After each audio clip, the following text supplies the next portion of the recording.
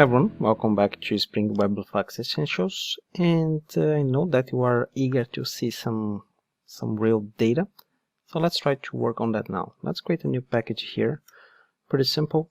Just call this domain, and this one, inside this one, we are going to create a package called anime. A class called anime, and inside this class we are going to do the following. We are going to create an integer that will represent the ID. And we are going to create a string that will represent the name.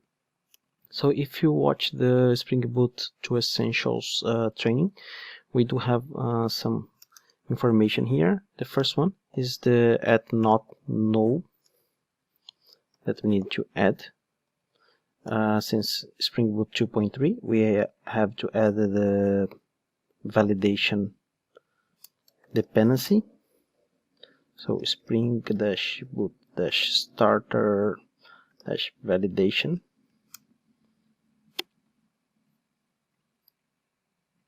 Go back to domain. So now we have, I have to import the dependency here. So while we are still waiting, we can add here @id from Spring Framework data. Here now we can import this from Spring Framework data. JavaX validation constraints, and we can also add here not empty, and we can give a nice message exactly like in the Spring Boot to Essentials training. The name of this anime cannot be empty. So now for the anime class, let's do the following. Just add data from Lombok. You can add all args constructor, you can add no args constructor, and also builder. We can also add this with, I think it will be useful, and table, and we add here the name of the table, that is anime. Okay, now let's create another package. Let's call this package repository, and inside the package repository just create a new interface, and this interface will be called anime repository. So Spring does not offer support to JPA with R2DBC, but we do have support to query this TSL. So there are some benefits of using Spring data. And we are going to extend here the reactive CRUD repository for anime, and then ID will be integer. So now that we have this, we are able to give some data to the database. So just create here, make sure that you have Docker Compose running. I have an alias for Docker Compose up, DCU. And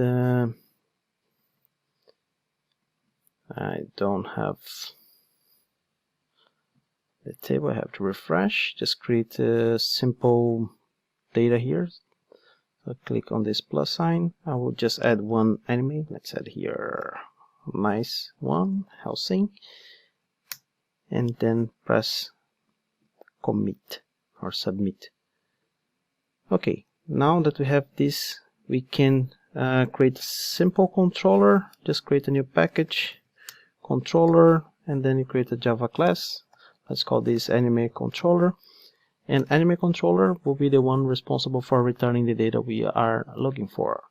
So we are going to use Spring MVC annotations, so you could use functional programming as well, but let's try to keep things simple as I said in the previous video. Request mapping, this will be animes, and then you can add SLF4J, and then required args constructor. Well, we can add the repository straight here just to test anime repository, and then we just add one get mapping, and we are going to return public flux of anime. Let's add list all. By the way, there is no pagination support, you have to do it manually. So we are going to return and then import this flux here.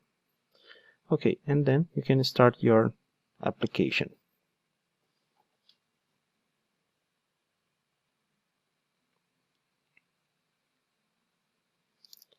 So while the application is starting, we can go here, localhost 8080/animes, and we have the endpoint working.